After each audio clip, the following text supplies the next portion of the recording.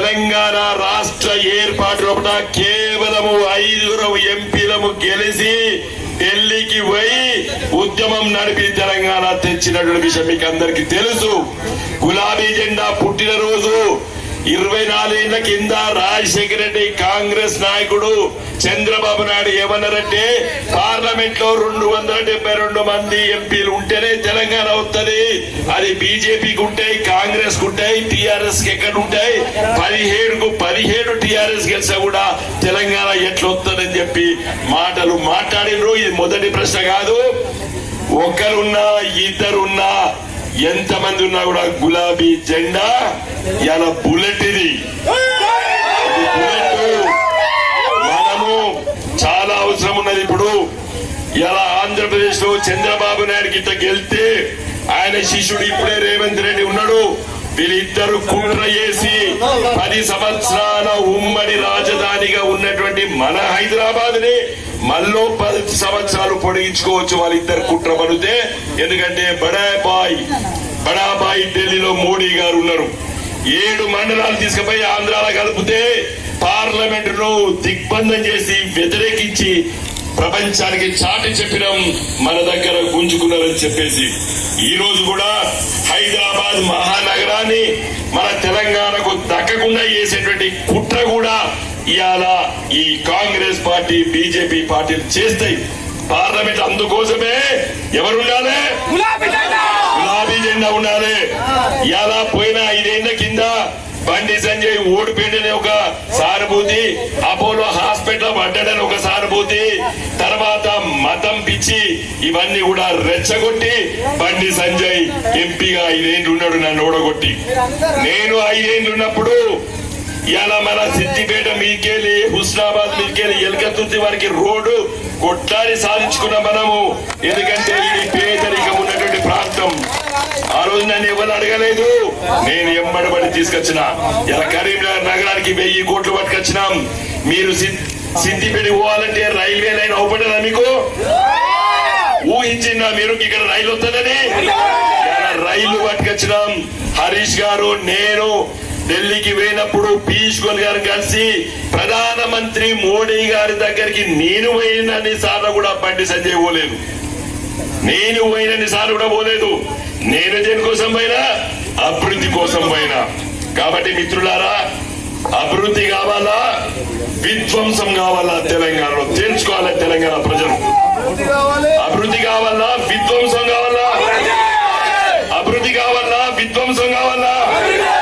అభివృద్ధి అంటే గులాబీ జెండా, విధ్వంసం అంటే కాంగ్రెస్ బీజేపీలు.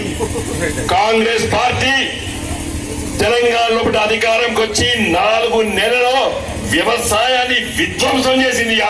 అవునా కాదా? అవునా కాదా?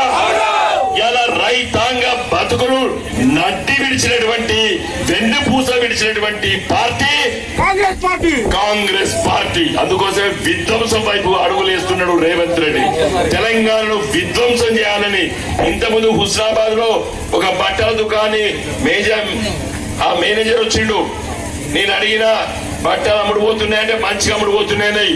గ్రామీణ ప్రాంతాల పచ్చదనం ఉంటే రైతు దగ్గర 2 రూపాయల జేబులుంటే చీరలు కొంటాడు, భార్యకు బట్టలు పట్టించుకుంటాడు, బిడ్డకు ఒక బట్టలు కొంటాడు. గ్రామీణ ప్రాంతాలు ధ్వంసం చేస్తే విధ్వంసం చేస్తే ఇవాళ మీ వ్యాపారాలు కూడా నడవై బిడ్డ అని చెప్పినా. అందుకోసమే గులాబీ జెండాకు ఓటు వేయని చెప్పినాం.